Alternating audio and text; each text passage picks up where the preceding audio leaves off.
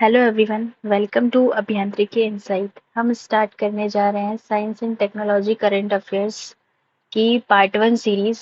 ये सीरीज आगे भी ऐसे ही और भी कंटिन्यू रहेगी, कुछ 4-5 पार्ट में ही। और ये सीरीज हमारी रहेगी शॉर्ट शॉर्ट सीरीज रहेगी, ताकि आप कम समय में आप ज़्यादा कवर कर सकें। तो इस टॉपिक के माध्यम से आप लोग आपके हर एग्जाम में एक या दो क्वेश्चंस आपको देखने को मिल जाते हैं। ठीक है, तो आपके जो जितने भी कहना चाहिए कि जितने भी एग्जाम्स हैं, like SSC, railway, even state MPPSC, PSC and other state PCS, इन सब सारे एग्जाम्स को कवर करेगा। जो भी हमारे स्टेट गवर्नमेंट एग्जाम्स हैं इसके लिए हेल्पफुल है। और इवन हमारे जो टेक्निकल एग्जाम्स हैं, जैसे कि एई हुआ, जेई हुआ, जो भी स्टेट एई जेई हैं, वो सब सारे सबके लिए क्या है, बहुत ज़्यादा हेल्पफुल है। और जो भी इस इन वीडियोस में आएगा, जितने भी जो भी टॉपिक हम कवर करेंगे, इसमें से डेफिनेटली आपके एग्जाम्स में एक दो तो फंसेंगे ही। ठीक है, सो हम कंटिन्यू करते हैं। तो हमारा पहला टॉपिक है इंडियन स्पेस पॉलिसी, यानी कि भारतीय अंतरिक्ष नीति। ये कब स्टार्ट हुई है? 6 अप्रैल 2023 में स्टार्ट हुई है। तो देखा जाए तो इंडियन स्पेस पॉलिसी हमारी जो है, इसमें हमने क्या देखा कि जैसे कि जो हमारी पॉलिसी इसलिए की गई है कि जैसे हमारा जैसे हम यूएस में जो हमारी स्पेस एक्स है, एजेंसी है, ठीक है, जो प्राइवेट प्राइवेट एजेंसी है स्पेस की, तो उसमें उनका कंट्रीब्यूशन बहुत ज़्यादा बढ़ गया है। लेकिन हमारे यहाँ पे इंडिया में अभी ऐसा कुछ स्टार्ट नहीं हो पाया था। इसलिए हमने क्या किया कि एक ऐसी स्पेस पॉलिसी लेके आए कि जिसमें हमारे इकोनॉमी को बूस्ट मिल सके।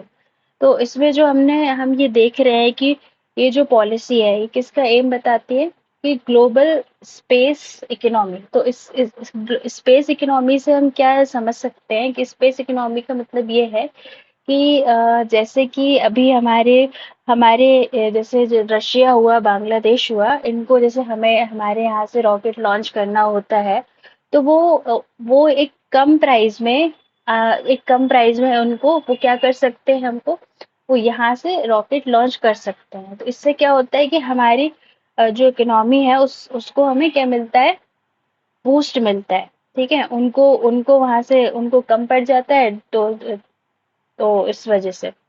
ठीक है, तो ये जो स्पेस पॉलिसी है, ये हमारी जो है, इससे क्या होगा कि एक छोटा सा ये इनिशिएटिव है कि ताकि जो स्पेस कंपनी है, जो प्राइवेट स्पेस कंपनी है, वो और हमारी जो इसरो है, ठीक है, इन दोनों के बीच में क्या हो सके, एक तालमेल बैठ सके, ताकि इससे क्या होगा कि हम एक नई टेक्नोलॉजी और रिसर्च हम इसमें से डेवलप कर सकते हैं।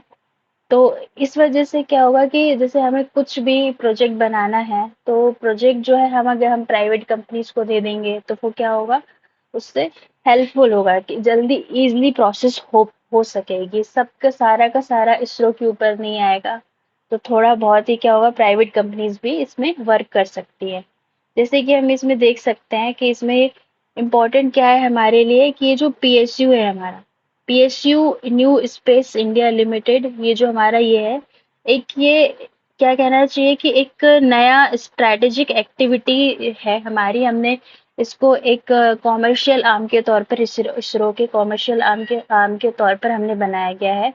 और इन स्पेस जो कि क्या है, उसको इनॉग्रेट किया था 2022 में। ये क्या है, इंटरफेस है इसरो और जो भी नॉन गवर्नमेंट एंटिटी है, यानी कि जो भी प्राइवेट एंटिटी है, प्राइवेट एजेंसियां हैं, उनके बीच का इंटरफेस है, जिसका हमने क्या नाम दिया है, इन स्पेस। ठीक है, तो इस इंडियन स्पेस पॉलिसी से जो भी हमारे टॉपिक थे, ये सारे इसी से ही रिलेटेड थे। ठीक है, तो इसमें कहना चाहिए कि यही सारे इंपॉर्टेंट पॉइंट्स थे हमको, जो जो भी याद रखने के थे। नेक्स्ट हमारा इसमें जो टॉपिक है वो ये रहेगा। नेक्स्ट हमारा है यहाँ पे बायोटेक किसान स्कीम। बायोटेक किसान स्कीम में हम क्या देखेंगे यहाँ पे कि सबसे पहले तो बायोटेक किसान स्कीम, ये आप समझ सकते हैं कि ये किससे रिलेटेड है, ये फार्मर्स से रिलेटेड है। तो ये हमारा कब लॉन्च हुआ है? ये हमारा लॉन्च हुआ है 2017 में, हमने इसको लॉन्च किया था। 2017 में हमने इसको क्या किया है? लॉन्च किया है, ठीक है। तो ये किसके लिए लॉन्च किया है हमने? यहाँ पे ये हमने इसलिए लॉन्च किया है कि जैसे जो भी फार्मर्स हैं, फार्मर्स जो भी चीजें उगा रहे हैं, तो उसको हम डायरेक्टली वो लेबोरेटरी से कैसे करने, फार्मर्स और लेबोरेटरी को कैसे कनेक्ट किया जाए। तो ये काम कौन करेगा? जो हमारे एंटरप्रेन्योर हैं, उनको उनको काम दिया जाएगा कि जो भी चीजें हो रही है लेबोरेटरी में, जो भी नई टेक्नोलॉजीज हम बना रहे हैं, जो भी कुछ हो रहा है, ये हम अपने फार्मर्स तक पहुंचाया जा सके, ठीक है।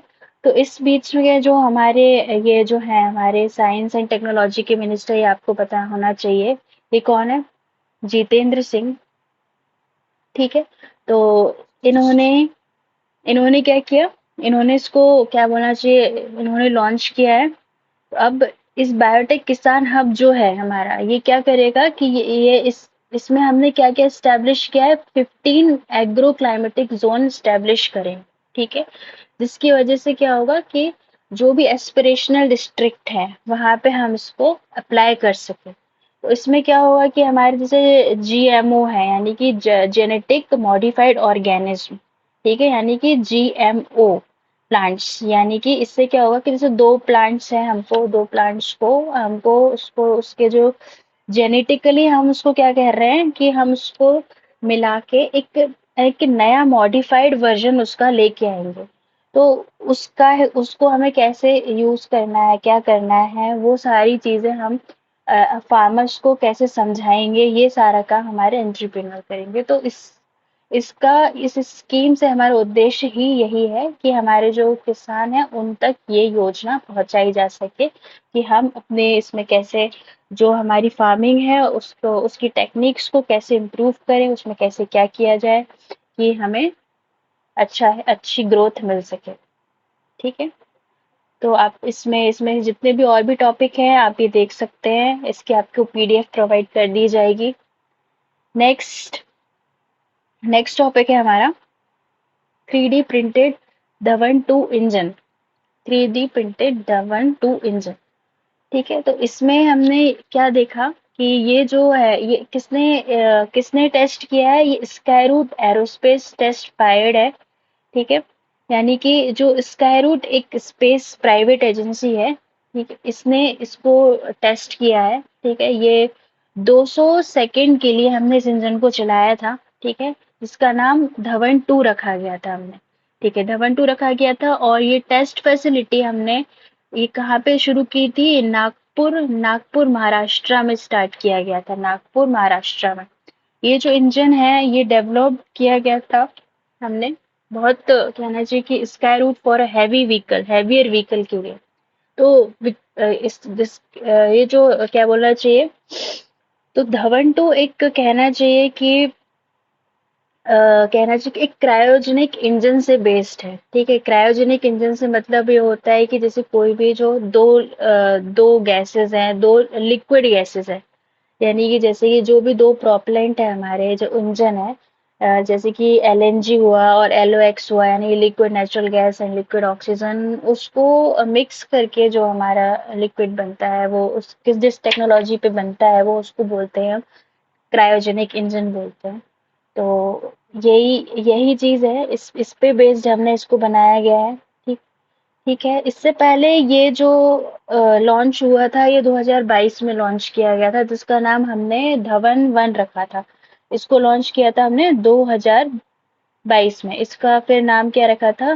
धवन वन नाम रखा था, धवन वन, ठीक है। तो जो कि किसके लिए बनाया गया था? किसके कंट्रीब्यूशन के लिए हमने बनाया गया था? ये उनको क्या सतीश धवन जो हैं उनके लिए किया गया था, ठीक है। तो इससे रिलेटेड यही क्वेश्चन बन सकते हैं कि ये 3D जो कहना चाहिए कि ये 3D प्रिंटर है, प्रिंटेड धवन टू इंजन है, ये किसने टेस्ट फाइट किया गया था, कितनी देर के लिए किया गया था? ये स्काई रूट ने किया था, 200 सेकेंड में किया गया था, के लिए टेस्ट फाइट किया गया था। और ये टेस्ट फैसिलिटी कहाँ पे है? ये नागपुर महाराष्ट्र में है। ठीक है, इससे पहले सॉरी इससे पहले क्या हुआ, धवन वन जो है ये यहाँ पे इधर पे किया गया था। कहना चाहिए कि ये 2021 या 22 के बीच में किया गया था। ठीक है, तो इससे पहले अब जो उसके बाद जो हम नेक्स्ट पढ़ाने जा रहे हैं, ये है हमारा स्काई कैनवास प्रोजेक्ट। इसको हम बोलते हैं आर्टिफिशियल मीटियोर शॉवर, यानी कि जो स्काई कैनवास प्रोजेक्ट है, यानी कृत्रिम उल्का वर्षा। जैसे कि हमने अपने यूनिवर्स में हमने देखा होगा कि जो मीटियोर्स हैं वो जैसे मतलब कहना चाहिए कि एक तरह का कहना चाहिए कि एक पत्थर ही कहलाया, एक चट्टान ही कहलाया, जो अपने स्पेस में ऐसे घूमती ही रहती है। तो उसका उसको आर्टिफिशियली कैसे शो कर, मतलब आर्टिफिशियली दिखाना, ये कैसे करना है, ये हमने इस प्रोजेक्ट के अंदर किया है। ये किसने किया है? ये टोक्यो बेस्ड एक कंपनी है, ALE इसका नाम है। इसने लॉन्च किया है सबसे पहले world first artificial meteor shower shower project 2022।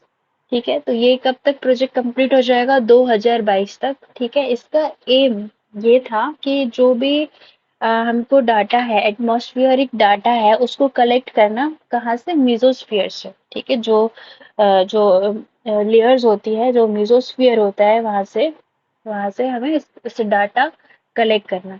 तो ये सबसे एक कहना चाहिए कि एक दिलचस्प नज़ारा होगा कि हमें यहाँ हमें देखने को मिलेगा कि ये किस तरह से हमने आर्टिफिशियली इसको बनाया है, और हमको बहुत सारे डाटा मिलेंगे कि हमने कैसे कैसे क्या यूज़ किया है, और ये हमें कहाँ कहाँ से हमने इसको छोड़ा गया है। ये यहाँ पे यानी कि 250 माइल्स या फिर 400 किलोमीटर ऊपर रहेगा हमारे इसमें एटमॉस्फेयर में।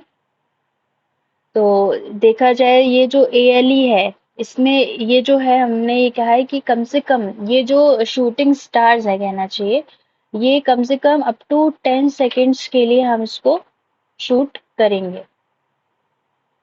और हमको ये पार्टिकल्स जो विजिबल होंगे वो कब तक के लिए विजिबल होंगे? 125 माइल एरिया के लिए हमको विजिबल होंगे। ठीक है, तो इस टॉपिक से रिलेटेड जो भी यही इम्पोर्टेंट क्वेश्चन बन सकता है कि सबसे पहले तो ये कहाँ पे किसने स्टार्ट किया था? ये टोक्यो ने स्टार्ट किया था, ALE कंपनी थी। और एम क्या था? ये डाटा कलेक्ट करना हमारे इस एटमॉस्फेयर से, मेनली जो मीजोस्फियर है वहां से इसका उसको डाटा कलेक्ट करना। ठीक है, इसको इंस्टॉल्ड हमने कहाँ से किया है, कितनी ऊंचाई से हमने सैटेलाइट सैटेलाइट की कितनी उससे इंस्टॉल किया है? 250 माइल से किया है। ठीक है, तो यही सारे क्वेश्चन इसमें से बन सकते हैं। अब नेक्स्ट हमारा जो टॉपिक है वो है हमारा ISRO reusable launch vehicle autonomous landing RLV-LEX। ठीक है, तो ये जो हमारा जो कहना चाहिए कि रीयूजेबल लॉन्च व्हीकल है, RRLV जिसको हमने कहा है रीयूजेबल। आप रीयूजेबल से समझ सकते हो कि कुछ भी चीज को हमें बार बार हम यूज कर सकते हैं, जिसको हम रीयूजेबल बोलते हैं। यानी कि खुद ब खुद लैंड कर देना, ठीक है, वापस धरती पे आ जाना, उसको ही हमने खुद से ही बोला है। तो सबसे पहले ये जो हमारा ये जो मिशन है, ये दूसरे परीक्षण के बाद सफल हुआ है। ठीक है, सबसे ये हमने किसके मदद से कराया था? ये चिनूक जो हेलीकॉप्टर है, हमने इसकी मदद से किया है। और ये इम्पोर्टेंट ये है कि कहाँ से टेस्ट फाइट किया गया था? हमने इसको चित्रदुर्गा कर्नाटका से हमने इसको टेस्ट फाइट किया है। ठीक है, चित्रदुर्गा कर्नाटका से हमने इसको टेस्ट फाइट किया है। ठीक है, तो सबसे पहले तो देखा जाए कि इसमें कितनी ऊंचाई से हमने इसको छोड़ा था। हमने इसको 4.5 किलोमीटर से हमने इसको छोड़ा गया था। ऊंचाई से हमने छोड़ा था एक तो ये जो सक्सेसफुल हमने इसलिए इसको कहा भी गया है, क्योंकि इसलिए कहा गया है कि एक निर्धारित स्थान पर हमने इसको लैंड करवा लिया है। तो ये जो लैंडिंग है ये काफी सफल रही है, इसलिए हमने इसको कहा है कि ये भी जो था ये हमारा दूसरा परीक्षण था, वो जो कि है सफल हो गया है। इसका जो पहला चरण था वो 2010 में हुआ था, 2010 में हुआ था। फिर उसका कुछ टेक्निकल कारण की वजह से ये हो नहीं पाया था। फिर उसके बाद ये कब हुआ था, 2015 में हुआ था। ठीक है, 2015 में हुआ था। तो उस टाइम पे भी कुछ टेक्निकल रीजन के कारण ही हो नहीं पाया था। उस टाइम पे हम जो जीएस कहना चाहिए कि जीएसएलवी, इस इसमें इसके लिए थोड़ा सा हम ध्यान दे रहे थे, जीएसएलवी या जीएसएलवी 3 के लिए, ये मतलब जियो सिंक्रोनस लॉन्च व्हीकल के लिए, इसके लिए, क्योंकि इस टाइम पे जो भारी सैटेलाइट्स थी वो हमें अंतरिक्ष में पहुंचानी थी, तो जो इससे पॉसिबल थी, तो इस पे ध्यान था। लेकिन एट द एंड हम 2023 में हमने कर ही दिया कि ये जो एक व्हीकल है आरएलवी को हमने एक सफल परीक्षण से लॉन्च कर ही दिया है। फिर उसके बाद 2016 में भी हुआ था, एक बार और ट्राई किया था, 2016 में भी करके देखा था। ये मतलब हमने जो मेन जो था वो हमने 2016 में ही किया था। इससे पहले बस जो भी था वो अब हमने शुरुआत ही करी थी, ऐसा कुछ परीक्षण नहीं हो पाया था। लेकिन इसमें भी ये हो पाया था कि हमने इसको लॉन्च तो छोड़ तो दिया था, लेकिन जब वो वापस हमारे धरती में आया था तो वो मैक 5 की स्पीड से आ रहा था। तो इतनी ज्यादा स्पीड थी, इतनी ज्यादा उसकी गति थी कि हमने क्या किया, उसको बे ऑफ बंगाल में ही उसको छोड़ दिया गया था। तो वो उसका रनवे फिक्स्ड नहीं था पहले से, इस वजह से ये जो था उस टाइम पे ये अनसक्सेसफुल हो पाया था। लेकिन अब इस टाइम पे ये हमारे लिए एक बहुत बड़ी अचीवमेंट की बात है, हमारे इसरो के लिए बहुत बड़ी अचीवमेंट की बात है कि हमने इसको लॉन्च कर दिया है। सो बस आज के लिए हमारे जो है इतने ही टॉपिक हैं। फिर अब आगे इस कंटिन्यू करेंगे हम नेक्स्ट सीरीज में, पार्ट 2 सीरीज हम इसकी लेके आएंगे कुछ ही दिनों में। ठीक है, तो थैंक यू स्टूडेंट्स।